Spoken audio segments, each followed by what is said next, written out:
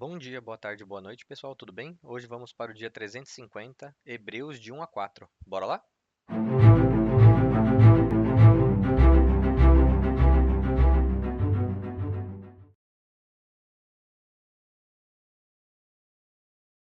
Hebreus 1. No passado, Deus falou muitas vezes e de várias maneiras aos nossos antepassados por meio dos profetas. Mas, nestes últimos dias, nos falou por meio do Filho, a quem constituiu o herdeiro de todas as coisas e por meio de quem fez o universo. O Filho é o resplendor da glória de Deus, a expressão exata do seu ser, e sustenta todas as coisas por sua palavra poderosa. Depois de ter realizado a purificação dos pecados, ele se assentou à direita da majestade nas alturas, pois é muito superior aos anjos, e o nome que herdou também é superior ao deles. Pois qual dos anjos Deus alguma vez disse: Você é meu filho, eu hoje o gerei? E outra vez: Eu serei o seu pai, e ele será meu filho? Ainda, quando Deus introduz o primogênito no mundo, diz: Todos os anjos de Deus o adorem. Quanto aos anjos, ele diz: Ele faz os seus anjos como os ventos, e os seus servos como fogo flamejante. Contudo, a respeito do Filho, diz: O teu trono, ó Deus, subsiste para todo sempre. Cetro de justiça é o cetro do teu reino. Amas a justiça e odeias a iniquidade. Por isso, Deus, o teu Deus, te ungiu com óleo de alegria, acima dos teus companheiros. Também diz: No princípio, Senhor, firmaste os fundamentos da terra, e os céus são obras das tuas mãos. Eles perecerão, mas tu permanecerás. Todos eles envelhecerão como vestimentas. O Senhor os enrolará como um manto, como roupas eles serão trocados. Tu, porém, permaneces o mesmo, e os teus anos jamais terão fim.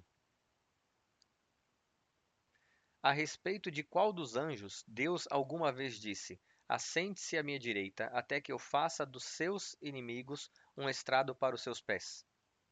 Os anjos não são, todos eles, espíritos ministradores enviados para servir aqueles que hão de herdar a salvação?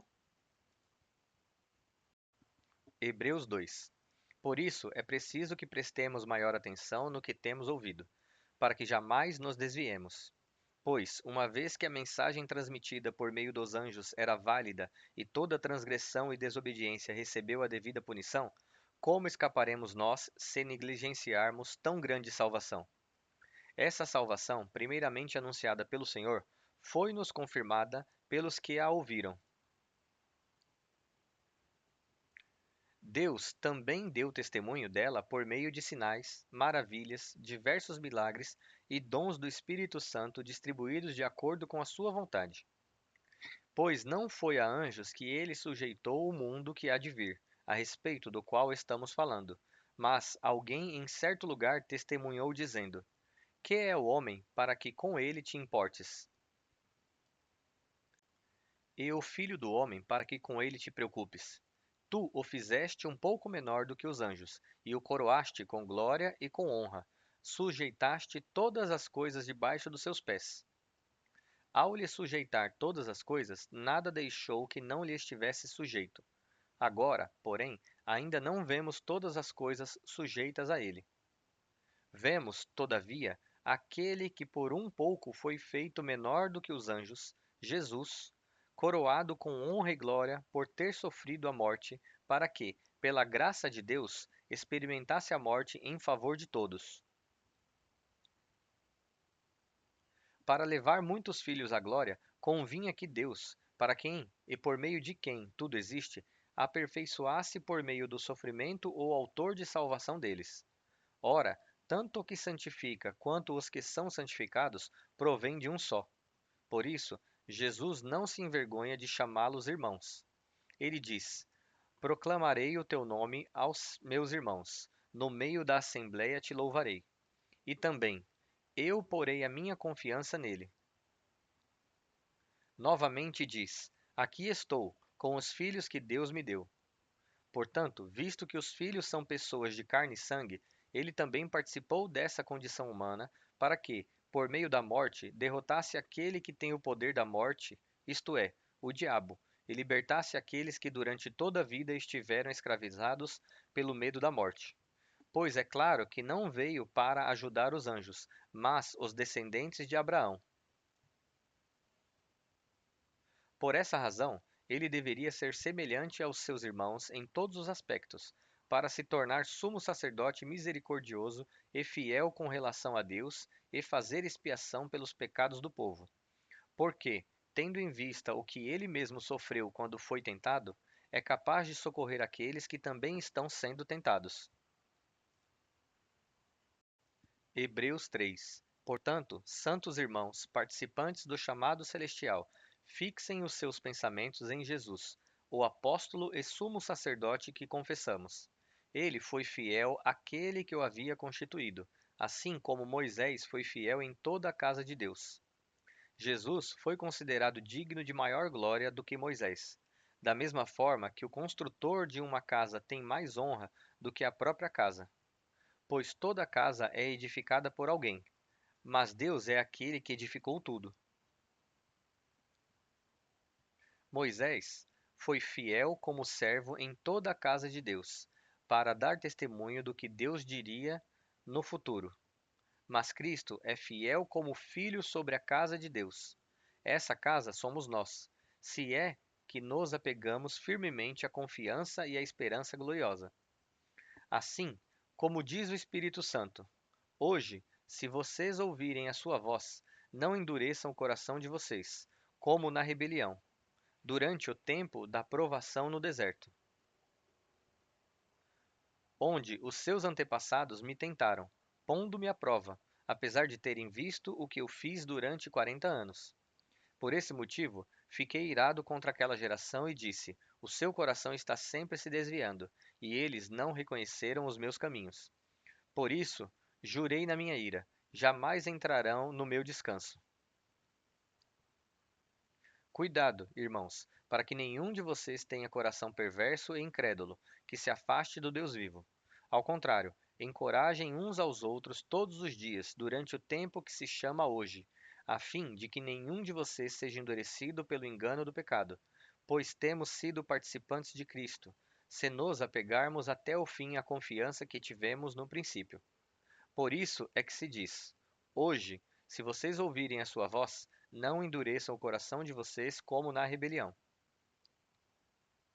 Quem foram os que ouviram e se rebelaram? Não foram todos os que Moisés tirou do Egito? E contra quem Deus esteve irado durante 40 anos? Não foi contra aqueles que pecaram, cujos corpos caíram no deserto?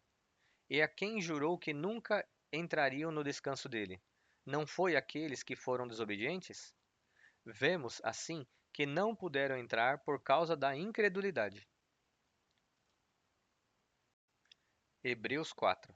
Portanto, uma vez que nos foi deixada a promessa de entrarmos no descanso de Deus, temamos para que nenhum de vocês pense que falhou em alcançá-la. Pois as boas novas foram pregadas tanto a nós quanto a eles, mas a mensagem que eles ouviram de nada lhes valeu, pois não foi acompanhada de fé por aqueles que a ouviram.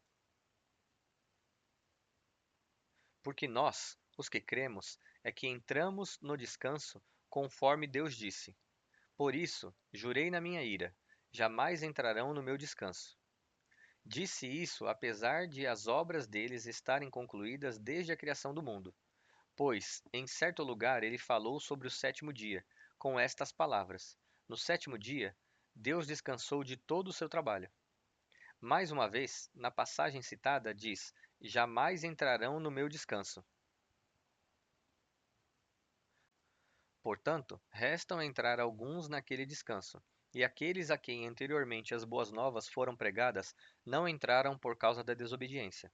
Por isso, Deus estabelece outra vez determinado dia, chamando-o hoje, ao declarar muito tempo depois, por meio de Davi, de acordo com o que antes fora dito: hoje, se vocês ouvirem a sua voz, não endureçam o coração. Porque, se Josué lhes tivesse dado descanso, Deus não teria falado posteriormente a respeito de outro dia. Assim, ainda resta um descanso sabático para o povo de Deus. Pois aquele que entra no descanso de Deus também descansa do seu trabalho, como Deus descansou do seu. Portanto, esforcemo-nos para entrar nesse descanso, a fim de que ninguém venha a cair, seguindo aquele exemplo de desobediência. Pois a palavra de Deus é viva, eficaz e mais afiada que qualquer espada de dois gumes. Ela penetra a ponto de dividir alma e espírito, juntas e medulas, e é apta para julgar os pensamentos e as intenções do coração. Nada em toda a criação está oculto aos olhos de Deus. Tudo, porém, está descoberto e exposto diante dos olhos daquele a quem havemos de prestar contas. Portanto, visto que temos um grande sumo sacerdote que adentrou os céus, Jesus, o Filho de Deus, apeguemo-nos com toda firmeza ao que confessamos, pois não temos um sumo sacerdote que não possa compadecer-se das nossas fraquezas, mas sim alguém que, como nós,